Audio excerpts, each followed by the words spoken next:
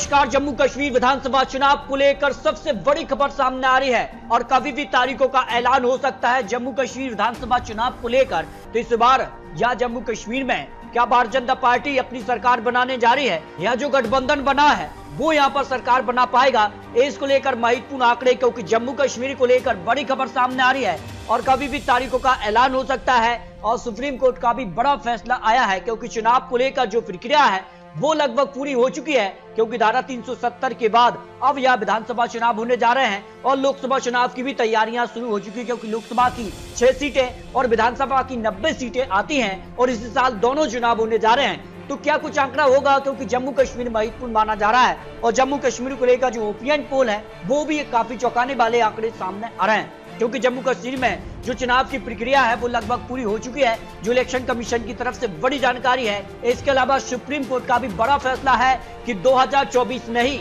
यहाँ पर विधानसभा चुनाव और लोकसभा चुनाव किए जाएं और इस हिसाब से अगर बात की जाए 30 सितंबर से पहले चुनाव कराने का आदेश जारी सुप्रीम कोर्ट ने किया है। लेकिन माना जा रहा है कि अप्रैल के बाद यहाँ पर जो है विधानसभा चुनाव हो सकते हैं और कभी भी तारीखों का ऐलान हो सकता है, क्योंकि जम्मू कश्मीर को लेकर जो चुनाव को लेकर बड़ी खबर है, क्योंकि 7 सीटें इस बार बढ़ाई गई हैं। पहले 83 सीटें थी, अब 90 सीटें कर दी हैं और जो यहाँ पर बात की जाए तो परिसीमन के बाद यहाँ पर 7 सीटें बढ़ी हैं। तो इसके बाद जम्मू कश्मीर को लेकर क्या ओपिनियन पोल के आंकड़े सामने आ रहे हैं, अपने अपने जीत के दावे यहाँ पर किए जा रहे हैं। तो इस बार भारतीय जनता पार्टी धारा 370 का सीधा फायदा उठा पाएगी, विधानसभा चुनाव में अपने दम पर सरकार बना पाएगी, या फिर जो कांग्रेस ने इंडिया गठबंधन बनाया है इस गठबंधन की क्या वापसी होगी, इसको लेकर महत्वपूर्ण आंकड़े। लेकिन माना जा रहा है कि गृह मंत्री यहाँ पर मिशन कश्मीर पर सीधे तौर पर नजर है और जिसको लेकर कभी भी यहाँ पर चुनाव की प्रक्रिया शुरू हो सकती है, क्योंकि नए कश्मीर के लिए नए वोटर्स इस बार किसका साथ देंगे,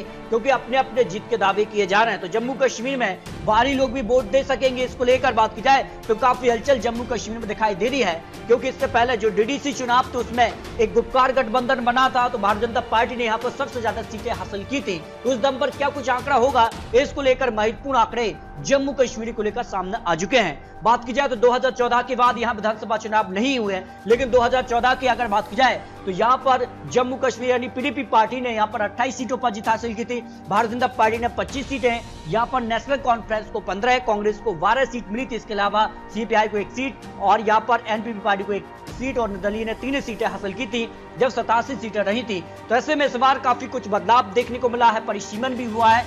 उसके बाद कितना अंतर यहाँ पर देखने को मिल सकता है, इसको लेकर कुछ महत्वपूर्ण और चौंकाने वाले ओपिनियन पोल के आंकड़े, क्योंकि लोकसभा चुनाव की अगर बात की जाए तो यहाँ पर जो है 2014 में और 2019 में 3 सीटों पर भारतीय जनता पार्टी, तो 3 सीटों पर यहाँ पर जो है बात की जाए तो पीडीपी, और 2019 में यहाँ पर नेशनल कॉन्फ्रेंस ने जीत हासिल की थी। लेकिन इस बार गठबंधन हुआ है तो उसका कितना फायदा मिलेगा।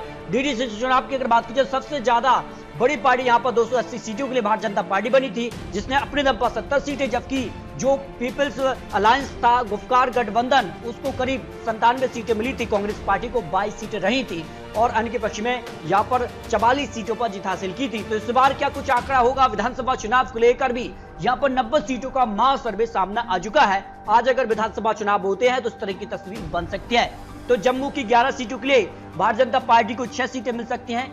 यहाँ पर कांग्रेस पार्टी, पीडीपी और यहाँ पर डीएफ पार्टी इंडिया गठबंधन के तौर पर यहाँ पर चुनावी मैदान में होंगी। लेकिन लोकसभा चुनाव के लिए तो गठबंधन है, लेकिन विधानसभा चुनाव के लिए होगा या नहीं, ये भी एक बड़ा सवाल बना हुआ है। फिलहाल अपने दम पर चुनाव लड़ती है तो कांग्रेस पार्टी को 1 सीट पीडीपी और 1 seat DF party plus national conference के पक्ष में जा सकती है। डोडा की 2 सीटों की बात की जाए तो यहाँ पर भारतीय जनता पार्टी को 1 सीट मिल सकती है, 1 सीट यहाँ पर पीडीपी पक्ष में जा सकती है, कांग्रेस से डीएफ पार्टी के पक्ष में 0 सीट जा रही है। पुलवामा की 4 सीटों में से भारतीय जनता पार्टी को 3 सीटें मिल सकती हैं, पीडीपी को 1 सीट, नेशनल कॉन्फ्रेंस कांग्रेस के पक्ष में 0 सीट की संभावना यहाँ दिखाई दे रही है। जबकि बड़ग्राम की 5 सीटों में से भारतीय जनता पार्टी को यहाँ 4 सीटें मिल सकती हैं। यहाँ पर इंडिया गठबंधन को 1 सीट की संभावना यहाँ दिखाई दे रही है। जबकि अगर बात की जाए बांदीपुरी की 3 सीटों की अगर बात की जाए तो 2 सीटों पर भारतीय जनता पार्टी और 1 सीट पर गठबंधन को जीत की संभावना यहाँ दिखाई दे रही है। अनंतनाग की 6 विधानसभा सीटों की बात की जाए तो भारतीय जनता पार्टी को यहाँ पर 4 सीटें मिल सकती हैं और यहाँ पर गठबंधन को 2 सीटों पर जीत की संभावना दिखाई दे रही है। कुपवाड़ा की 5 सीटों की बात की जाए तो भारतीय जनता पार्टी को यहाँ पर 0 सीट, जबकि गठबंधन के पक्ष में यहाँ पर 5 सीटों की संभावना दिखाई दे रही है। खड़ुआ की 5 सीटों की बात की जाए तो 3 सीटों पर भारतीय जनता पार्टी और यहाँ पर गठबंधन को 2 सीटों पर जीत की संभावना दिखाई दे रही है। जबकि अगर बात की जाए गदरबल्ली की 2 विधानसभा सीटों के लिए 1 सीट भारतीय जनता पार्टी तो 1 सीट यहां पर इंडिया गठबंधन के पक्ष में जाने की संभावना यहां दिखाई दे रही है। सांबा की 2 विधानसभा सीटों में भी 1 सीट पर भारतीय जनता पार्टी तो 1 सीट पर यहां पर गठबंधन के पक्ष में जाने की संभावना सिर्फ दिखाई दे रही है। रामबाग की 2 विधानसभा सीटों की बात की जाए तो 1 सीट पर भारतीय जनता पार्टी, जबकि गठबंधन के तौर पर डीएपी, पीडीपी और कांग्रेस के पक्ष में 1 सीट पर जीत की संभावना यहां पर दिखाई दे रही है।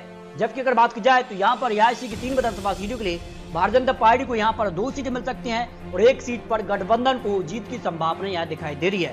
राजौरी की 4 विधानसभा सीटों की बात की जाए तो भारतीय जनता पार्टी को यहां पर 3 विधानसभा सीटें मिल सकती हैं, जबकि यहां पर इंडिया गठबंधन को 1 सीट पर जीत की संभावना दिखाई दे रही है।